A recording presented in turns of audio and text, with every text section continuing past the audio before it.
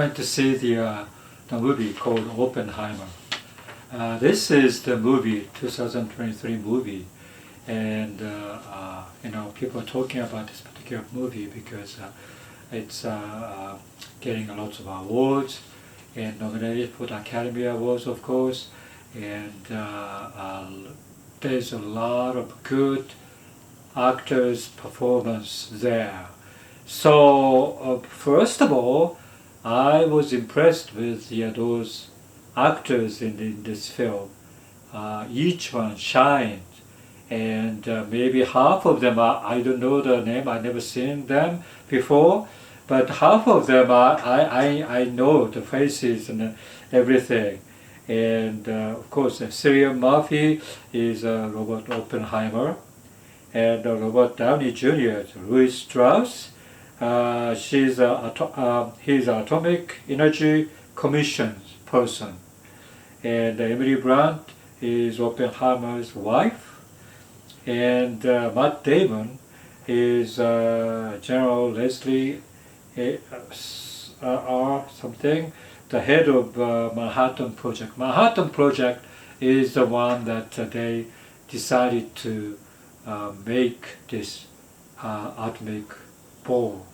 The Los Alamos, located in Los Alamos laboratory or Los Alamos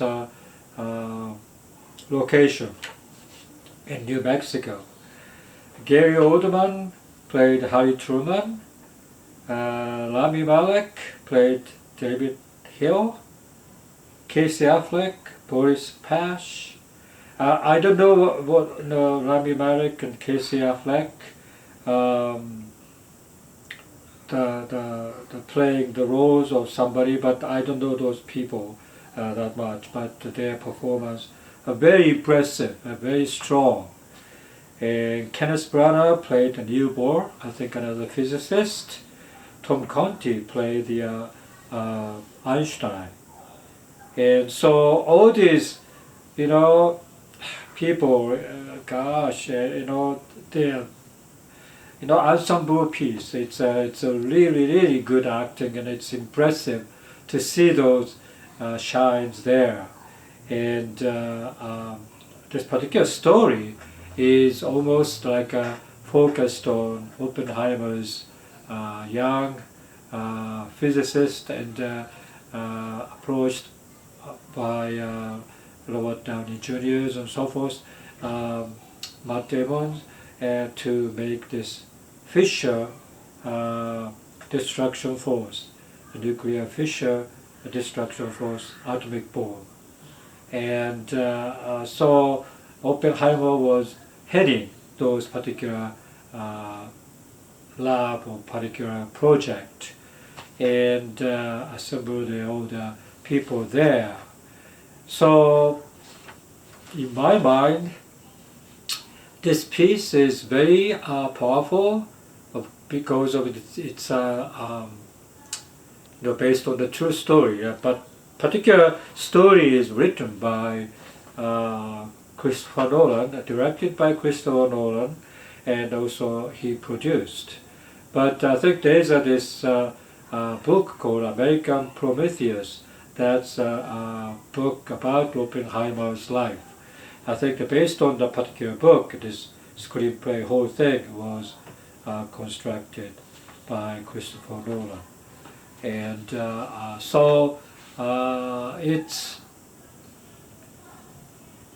also, this is a destruction, a weapon. And so scientists just make research, right? The science research.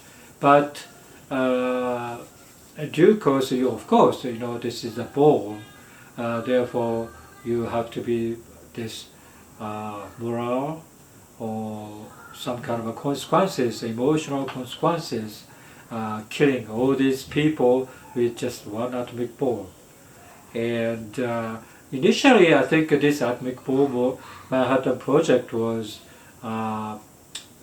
built, I think, to fight the Nazi Germany. But toward the end of the war, the Germans surrendered, and only Japanese are fighting. And so they decided to use the bomb to Japan islands. And not only one in Hiroshima but also Nagasaki.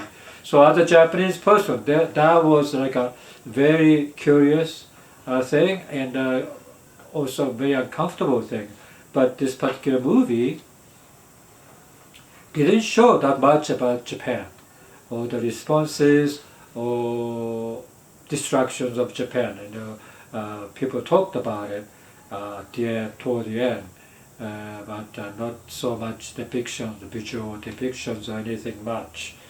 That's a good thing because it becomes like a more, added Japanese reaction. Then that's going to be a little bit messy.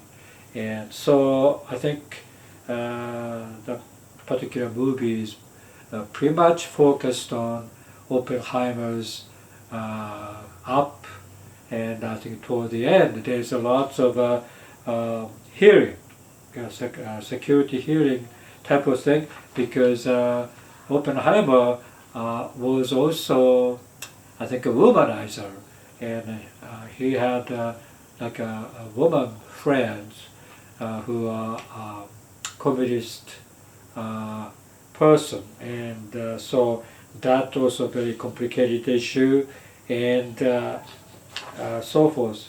And so, yeah, I would say this particular movie is much stronger than any other films nominated for the Academy Award this year.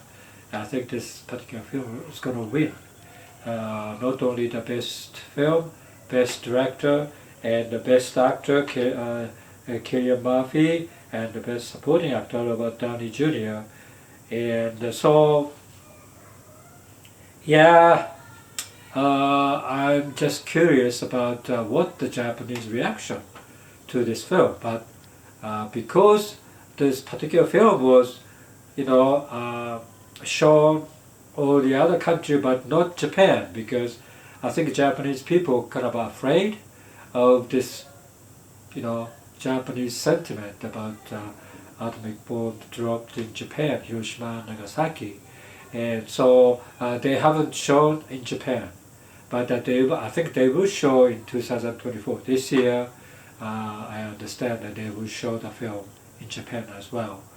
So yeah, I think just because this particular film is a very intense, very emotional, powerful and emotional human stories.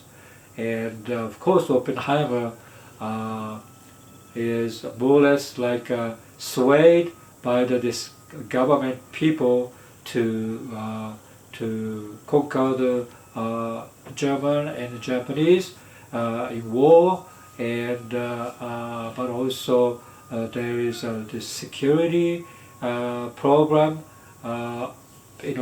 so that no Soviet Union's spies or whatever come into play there, and those things is very intriguing, very thriller. This is a thriller movie almost, but at the same time, a great human relationship stories. Not only with his wife, I think he has lots of human relationship with a colleague, and Einstein there, and Neil Bohr played by Kenneth Branagh, and so those things, Albert Einstein played by Tom Conti, those great actors, and so those things, I think, very great touch in this particular film, because it's thick in a human drama, very interesting to see each individual person's role there in the whole Manhattan projects, and why they feel that this Oppenheimer has to go eliminated, has to be eliminated because of the I would say his they say his security clearance problem, but nonetheless, I think Oppenheimer start to express his own feeling and divulged all the country's secrets to the other people, and so they are afraid of those things, especially the U.S. Military people, governmental people, and so the Gary Oldman, Harry Truman, was wonderful. Also, he had only short time. He appeared there, but the one scene, it's like a wow, this performance by Gary Oldman is wonderful. And so, yeah, I kind of tremendously recommend. I think this is kind of a long, like a 2.5 or 3 hours or 4 hours maybe, a long movie. And but there's no boring moments or anything. It's just very, very focused, intense movie progression to the end. And the beautiful film and also emotional. My tear came out in one scene, but as you know what scene that is, but one scene the tear came out. So yeah, this is somewhat a very, very strong and important film. I think people have to know this. I think also I would say anti-war film because of this power of destruction and how stupid to create this particular bomb and it destroys a whole bunch of people.